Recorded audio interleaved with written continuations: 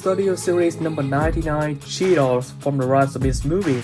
Surprisingly, in this robot mode, this figure is extremely accurate to the CGI model that we saw in the Rise of Beast movie. Of course, it still cannot be compared to the line of non-transformable figure from 3.0 or from YOLO part, but for a transformable figure, this is the best CHEETOR from Rise of Beast that we have seen so far. It has very interesting engineering as well, that it can transform into a very attractive, although not really movie accurate beast mode. Let's take a look at the details in here. Of course, you can see that I put a lot more metallic colors or just black colors onto this mold just so that we can highlight some more details on the figures and that it can break up the yellow or orange plastic area on these figures.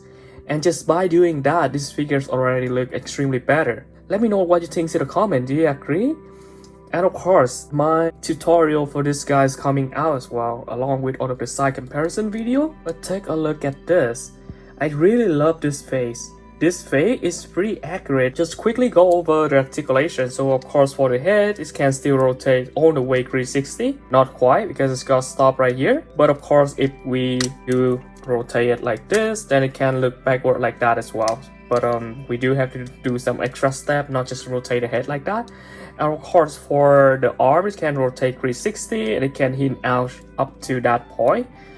Of course we have the first hint over here with their shoulder guard, and then another hint over here mainly for transformation, but both of them actually add into this arm articulation really nicely. And of course down here as a bicep we had a mushroom peg, so it can rotate 360 and it can hint up to that far and hint backward up to that far, so pretty much it's 90 degree of articulation. And then of course we have a hand swivel over here, which is pretty nice, and the same articulation to the other arm.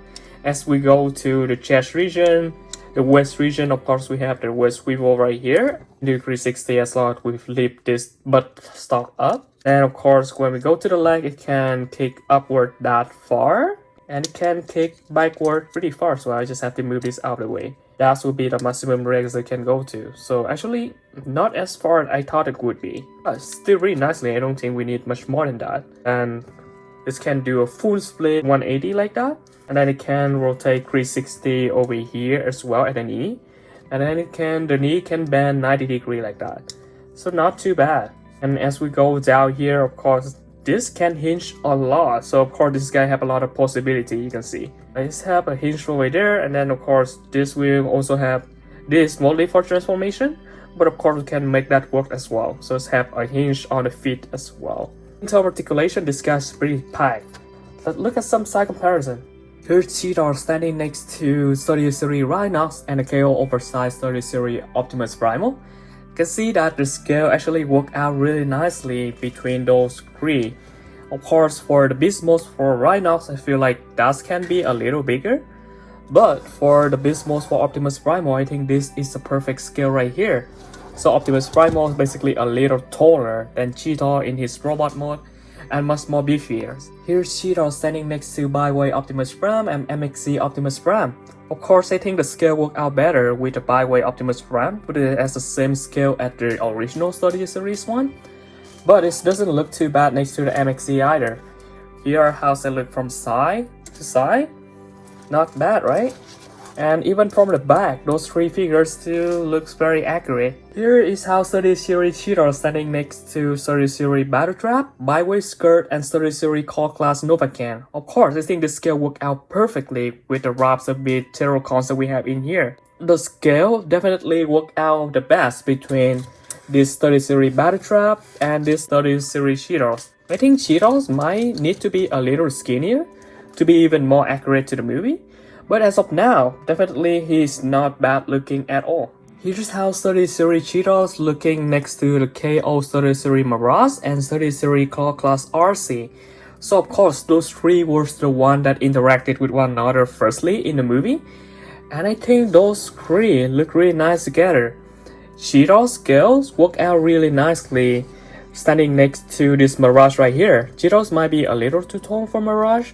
I think in the movie it's supposed to be only 3 feet taller than Mirage, like 15 feet in comparison to 18 feet tall. But for this scale, I think it's much better with his beast mode because his beast mode is way bigger than Mirage for the scenes that we saw together. In his beast mode, although Studio Series Cheetors is based on his concept art instead of the actual art that ended up being in the Rise of Beast movie, that's why we see the design for these figures is pretty much inaccurate to what appears in the movie. But in his beast mode, he's still a very menacing figure to be here. As you can see that CHEETOR mode is very beast-like. It still maintains lots of articulation, and I can see, of course, I have the custom painted version here. So that's why he looks a little more accurate to the concept art design. Still not accurate to the movie design though. But I do like this look way better than how the original figures look like, especially on the face here, where we have a lot of mechanical details going throughout. This looks really good.